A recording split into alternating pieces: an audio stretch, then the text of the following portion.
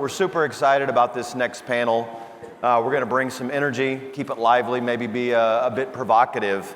And we absolutely want to hear from you. So please log into the app. And for this panel, we want to hear questions. We want to keep it very, very dynamic. So Dave Harvey, Harvey Global, spent 25 plus years, airlines, mainly commercial, tech roles. Now I'm giving advice. I'm consulting, advising. I've got some dear friends, longtime friends in the room, some new friends. So this is a neat opportunity. I did want to give a quick shout out to Brent, the entire ATPCO team. This program has been phenomenal. It's been so smooth getting to this point, working with Megan and Kathy and the rest of the team. So huge thank you. I want to introduce and let the gentlemen, Brent and Matthias, give us a few moments on their background before we kick into the questions. Sure. Thanks, David, and aloha, everyone.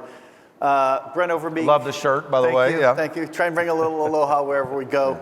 30 years in the industry. I spent time with American, Etihad, and I finished up as the Chief Revenue Officer at Hawaiian Airlines. I was fortunate during that last tenure this event is near and dear to my heart. I was a board member of ATPCO for 10 years, so thank you for participating and attending. It's a great event, and kudos to the ATPCO team for the event today.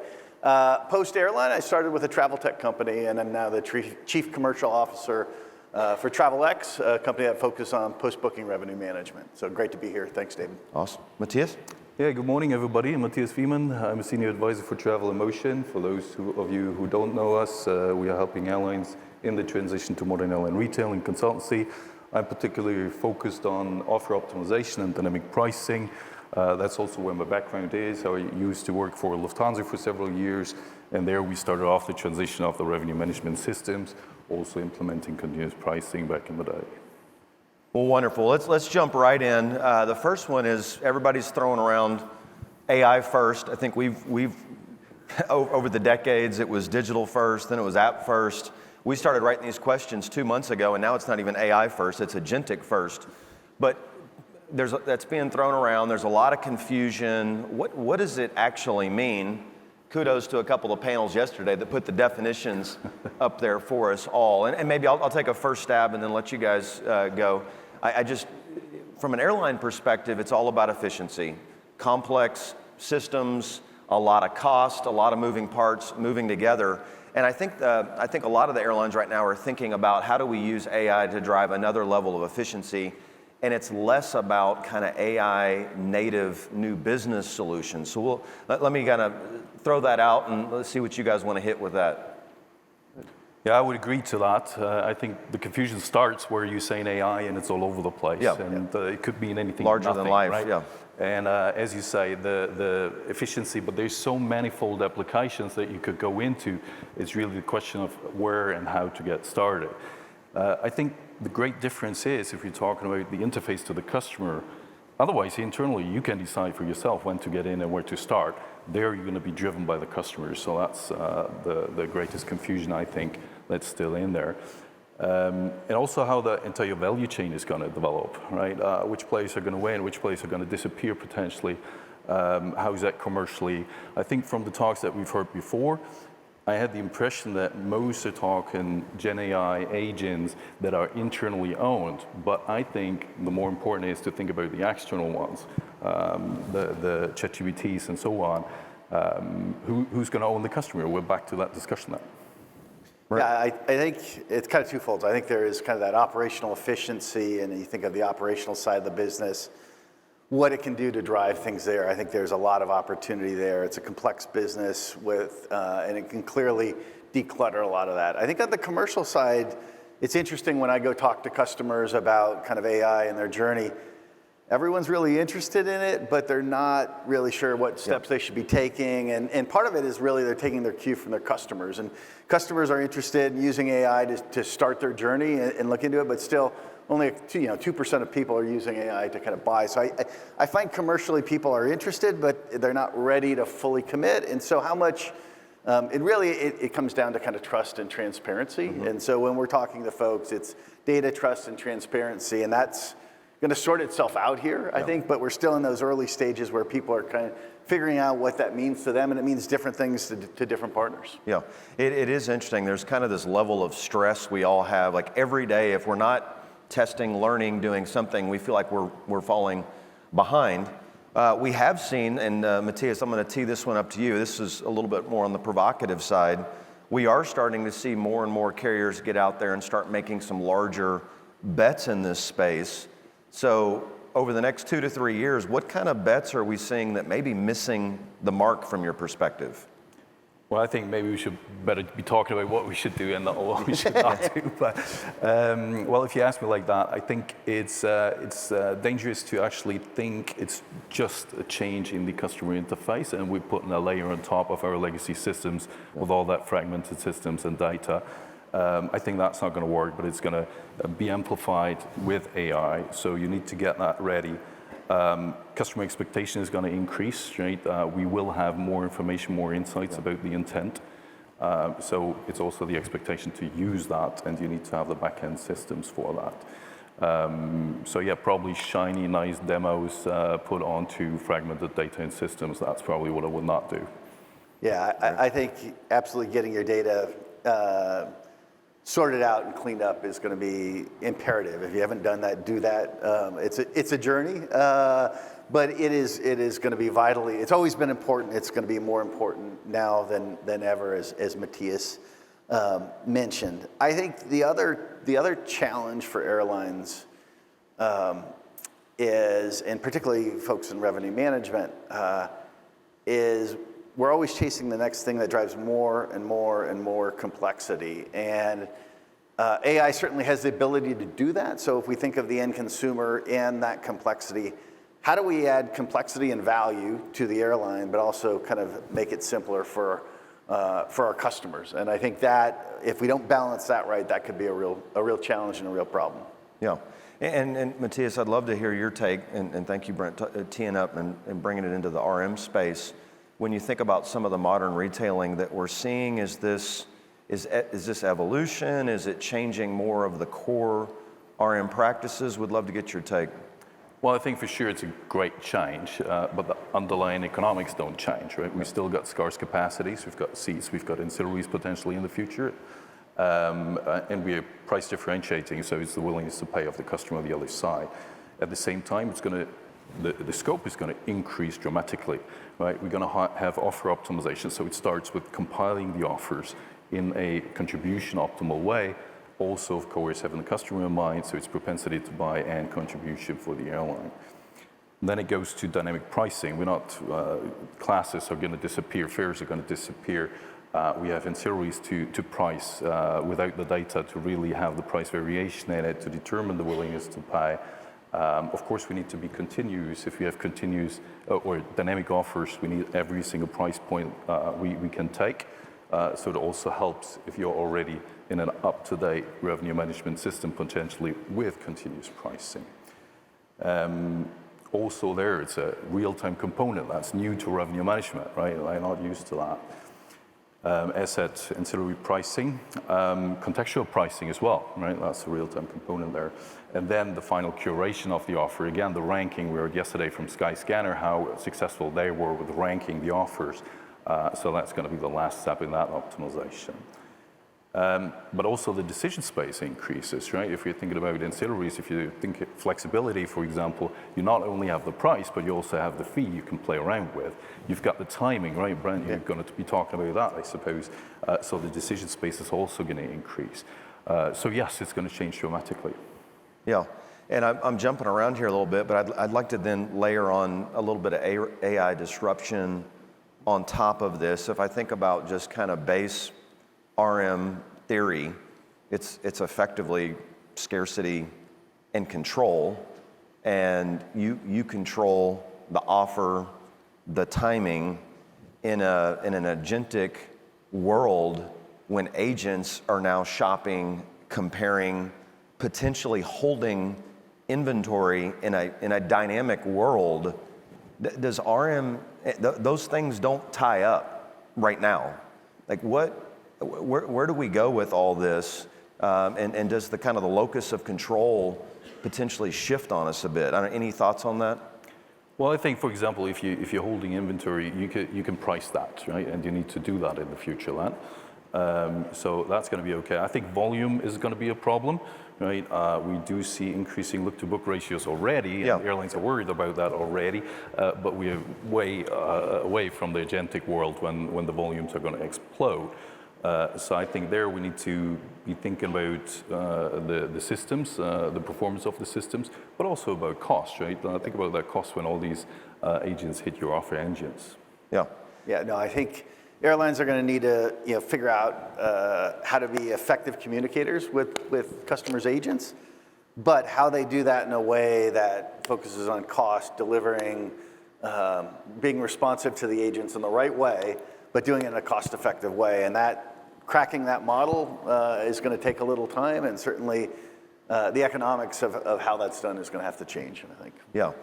And Brent did a great job with his opener yesterday talking about over 99% of searches are thrown away today. That's just going to accelerate. How do we balance this equation of having the right offer, the right place, the right time, agents doing all of this comparison, and then the cost part of the equation? Yeah, I think you're going to have to get to a point where the airline that can respond the most effectively to agents and the most efficiently, and that's going to be difficult. You're not going to be able to respond with the most robust, detailed answer, because certainly you're going to drive that 99 down to 99.9999, and the airlines are going to have to figure out a way to strike that right balance of how am I being responsive to agents, getting them the answer that they want, but just not overloading systems and managing the cost component. And to me, the cost component, we're going to have to figure out a way as an industry, both suppliers and airlines, to handle that. Yeah, I would agree to you. I think also the vendors are not having solutions at the moment for that. Right, most of them are saying, okay, trust us, we can handle volume, but I think that's underestimating the problem in a dynamic world with agents, both of them driving the volume there.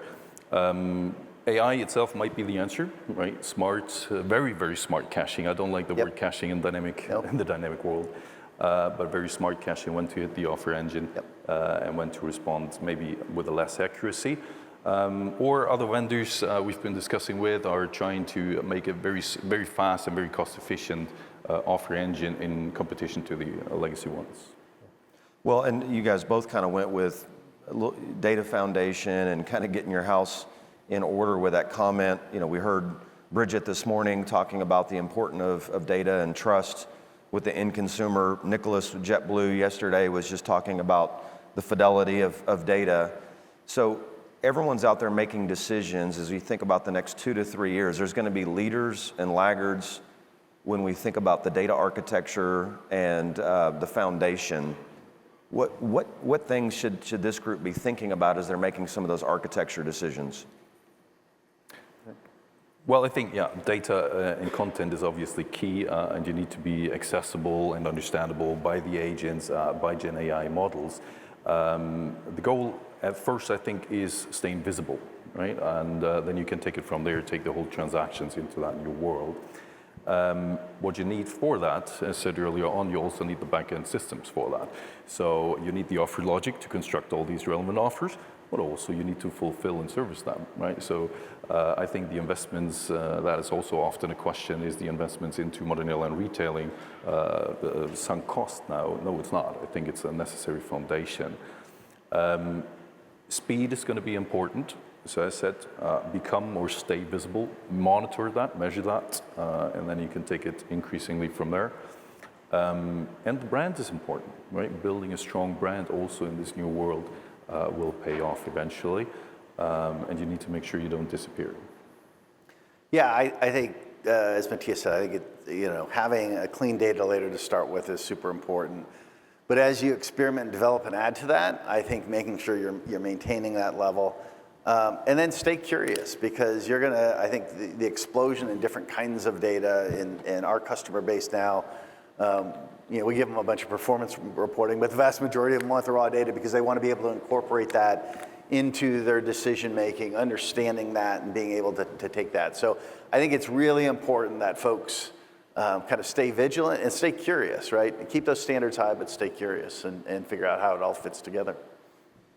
And Brent, I'd love to get your take on this, operating at a high level with a carrier now more entrepreneurial, startup, TravelX, having some success. What were some things on the operating side of the airline that were near and dear and you thought about how to operate the business versus what you're seeing now on the other side? I'd love to get your take.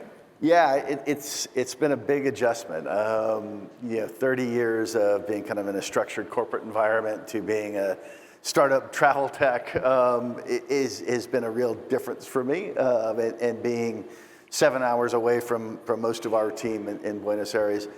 I think part of it is, the biggest thing for me, a couple things, I guess, is pace. And so in a startup environment, we're moving fast, things are dynamic, we're changing, and that's great. We also don't have some of the same kind of legacy structure that is at times good, but also times bad, to where we're able to move dynamically. And so we were in my early months with the company, we were talking about an enhancement that I thought made sense to do. And I was like, okay, this is going to take 5 sprints in 3 months to get done. And they're like, no, it's going to be 2 weeks, and we're going to get this done. And so I think kind of resetting my expectations. I'm the grandpa of the company. I'm the oldest guy at the company now, and I never thought travel tech would be next for me. But it is adjusting my mindset, and also just for me personally, it's from being an airline to hearing the voice of our customers and prospective customers. And so it's been an interesting adjustment, but one I've really enjoyed, and we've got a great product and a great team, so it's been a real fun transition for me. And Matthias, I know you have a similar journey. Anything you'd like to add to that as well? Yeah, sure. I think we started the transition at Lufthansa back in the days with continuous pricing, and as said, I think the transition we started there really helps us also in the new world because of continuous pricing, because of dynamic offers, and the optimization actually is, yes, very different, but very similar as well. So it's not going to be all throwaway. So it really helps us there. We reduce a lot of that legacy complexity already, so that's going to help us as well. And yes, AI might help us in the future there as well, like handling all these rules, handling fares, but also all these influences you have in the different systems, for example. Yep. Well, let's pivot here just a little bit. We've talked some about the customer, but we'd like to spend a little bit more time here. Personalization. Another big focus the last few years, could be a little bit of a buzzword. What I'm trying to get to is anybody truly delivering personalized offer, or is that more of a longer term vision that you're trying to develop delivery mechanisms toward? Matthias? Yeah, I think we are still very much segment-based, right? First of all, we need to differentiate between pricing and content there. Yeah. I think personalized pricing, very problematic. I don't know anybody who wants to do it, right? For legal reasons, you don't want to irritate your customer. How would you even do that? So I think there we're on the content domain. We do have some airlines who use entitlements, right? You get them for free then. But that's about the personalization where it is. Otherwise, it's still segment-based, but the good news is the segments are becoming finer and finer and finer. So if that progress is going to continue, you're going to end up at some point in personalization.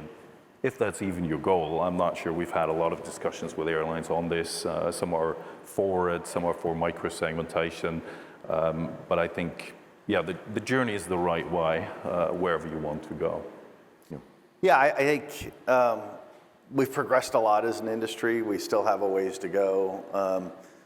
At our company, we do a degree of personalization, but it is attribute-based. It's not individual-based. So we know things about the P&R that David is in, but we don't know anything about David. And so I think you can continue to do that. I think the other interesting thing as we think about personalization and is the journey is not just the initial offer, the initial booking, is that as you kind of move further down the value chain, airlines have the ability to monetize that customer, not just at time of sale, but offer the right thing at the right time post-sale as well. Yeah.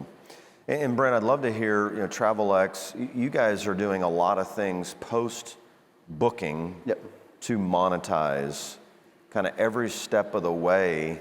Just how important is the initial booking versus that point to the time of departure? Well, the vast amount of value is kind of getting as much as you can right the first time. And so, everyone in this room is trying to do that. And the value of that is immense, and the disproportionate amount of value for carriers is going to be in that. But as technology continues to evolve, I think ability to communicate with customers continues to evolve.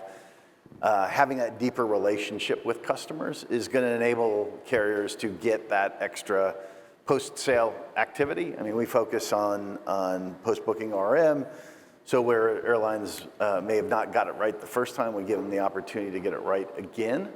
And there's a real opportunity, but it's a high-value transaction. It's not a low-value, I want to sell you something for $10. If we go do a transaction with an airline, it's multiple hundreds of dollars of value for them, and it's a win-win for the guest. So I think there is more in that space, and I think as we think not just we're focused on post-booking RM today, but I think there's more and more post-booking optimization and offer optimization that airlines can do. We're early in that phase, I think, in terms of becoming better retailers post-sale. Yeah. Would love to get you gentlemen's take on, and this has come up in a lot of other panels, where the language models are going to be more and more the front door to this activity. So the apps and websites that we're interacting with today are going to have a lesser role. I think about the tens of millions or hundreds of millions all the brands have spent A/B testing, trying to optimize human behavior on those interfaces, and now it's going to be agents doing this. Like that is a huge disruption. What and we don't have all this sorted out, but I would love to get your take on that shift, what this audience should be thinking about when the agents are actually driving that decision making and serving it up to the humans. Yeah, as said, I think there's an agent in the middle, right? It's a gatekeeper. You need to kind of convince the agent to get to the customer then. So you need the data to be machine readable, understandable, and accessible. But it's still going to be the customer in the middle, and also the transition is going to be long, right? So I think, it's still worthwhile optimizing your websites. It's not going to be disappear tomorrow while you have this hybrid world, right, where you need to also feed the agents. Yeah, I think if you look at kind of customer behavior today, and I think how agents are evolved, they're going to be an information gathering source, but until folks get comfortable enough to actually use them for a booking component, which today is small, and I think that will continue to grow. But the pace of that, I certainly don't have a crystal ball as to how that changes. And so living in both worlds, there's still value in website optimization and things like that. Maybe that diminishes over time, but there's still value of that while the agentic world is catching up. As a bridge. I'm going to jump into a few of the audience questions here, and then we're going to wrap with really looking into the crystal ball 10 years out. One of the questions, and I don't see it here on the monitor, but it was effectively around the PSS. We're talking about AI first, agentic first. There's APIs and a lot of the architecture. Well, how do we see changes in the role, if any, with the PSS in this new world that we're entering into? You want to go? Yeah, sure. I think PSSs are going to continue to have a role. Again, I think we're going to have an evolution, not a revolution. I think what airlines and vendors are going to need to do is continue to work with PSS providers to minimize friction, because I think people are going to want to have more vendors working on more things and having more access to both data and APIs, and the efficiency of that is going to be really, really important, and the effectiveness of that, I think, is going to be paramount to seeing this transition, because airlines aren't going to do this all on their own. You're going to have more third parties in the mix, and so that relationship between the airline, PSS, and other partners, I think, is going to be really, really important, and hopefully the parties in the middle handle it the right way. Yeah, Matthias. Yeah, you could break it up, right? You can break it up into the offer and order. piece of that, we do see that many of the, especially large airlines, are committed in the order space now, and with the old PSS vendors for good reason. I think it's just a big risk if you have too small a company and you can be unsure if they can handle it. At Lufthansa, we had a really bad experience a couple of years back with some vendor on our .com, right? And Matthias took it over. Eventually, that was a big write-off. So I think that fear is good. Of course, there's new players in the game, which is good as well, and they're doing a good job, so it's worthwhile looking at them. In the offer space, it's more free, right? So there are a lot of new players also are worthwhile to look at. So the PSS vendors will still play a role, and they do. They have most of the portfolio they can offer, so definitely they are players to look at. Another interesting one here, I'd love to get your perspectives, maybe some hot takes here, but it's like, and we talked about cost and look to book, but at some point, these data centers, tokenization, all this computing power, somebody's got to pay for this. You got to pay the piper. Any hot takes? I've literally read something this week that there's real estate firms that are submitting 100 claims for to build new data centers, knowing that only 5 are going to get through there. But they're just casting a wide net. So it's like the gold rush. But how does this stuff all net at the end of the day from a cost equation? Well, I think the cost is going to come down eventually as well, right, as we evolve. But yes, it's a definite question. And that's also, for example, the question is NDC obsolete with MCP servers? Well, people tend to forget about this token overhead that you have in MCP servers, right? So yes, you need to pay the bill. Eventually, the customer, of course, needs to pay the bill. And the question is, again, if you're thinking about the external agents, then that's not your cost, but then you're giving up the customer in some way, or at least that has to show. You have to prevent that. Yeah, I agree. I think you're going to see kind of a bubble in cost, and that will continue to come down rapidly and thereafter. And the airlines have traditionally been such high margin businesses, right? Just kidding. Yeah. Everybody except the airlines make all the money. Yeah, fair enough.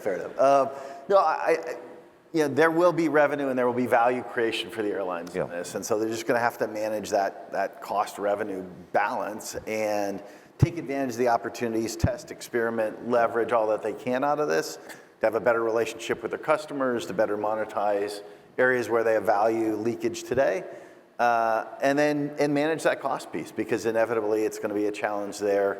I think over not maybe today, but a year from now, 2 years from now, that's going to be a little bit more of a challenge. Yep. We're going to do rapid fire here, down to our last 2 to 3 minutes. One topic that I'm actually a little surprised we haven't heard more about is the role of voice in all of this. Any quick thoughts about how that's going to play out? I'm old school. I still like to type. I'm doing more and more voice interaction, but any perspective there? Well, I think it's definitely going to take off. Actually, at Lufthansa, we've been thinking about it years ago as a channel, but back then the quality was just so bad that it just didn't work out. But I can well imagine, especially the new younger generations, but also it's going to be very efficient if you're just walking about and saying, like, especially those that know exactly what they want, book me the same flight on one day again to London, right? That's going to be voice. For the more inspirational shopping, I don't think that's going to be too quick. But yes, I do believe in that, definitely. Yeah. It's not going to play a role if you're typing it in or if you're talking to the agent. That's just the interface. You might do typing, I might do voice. Yeah, ultimately it's just providing more avenues for customers to communicate with New channel. Yep. And so ultimately, you need to meet your customers where they want to be met and how they want to communicate with you. And the technology improves and continues to improve that I think it will be kind of interchangeable at some point. Okay, last minute, hot take. We're sitting here 10 years from now. Bridget talked about 5 years from now and just easing friction and just making it easier to do business. What, any perspective on what this thing looks like 10 years from now? Well, I think hopefully offers and orders are very native, and we can laugh about this whole transition, 15 years of NDC transition and filed fares and so on. And I think, yeah, agents are going to be around. So some folks think, okay, in 5 years it's going to take off. No, it's not. It's going to be very quick. Look at the development you've had with Gen AI. I expect like 2 years, and then we're full of agents. Yeah, I think we'll end up in a world. I mean, it's easy to kind of take a pot shot at NDC and how long it's taken and what's new anymore. But I do think we're kind of in a window where things can really accelerate. And I don't know exactly what it's going to be like in 10 years, but I do think really the next, I'll call it, you know, it maybe isn't 1 and 2, but I kind of 3 to 7 years in there is going to be a big change. And I do think people who adapt, experiment, test, are going to have a real advantage and continue to kind of outpace the industry in terms of success and innovation. Well, excellent. Well, this was so much fun. Brent, Matthias, thank you so much.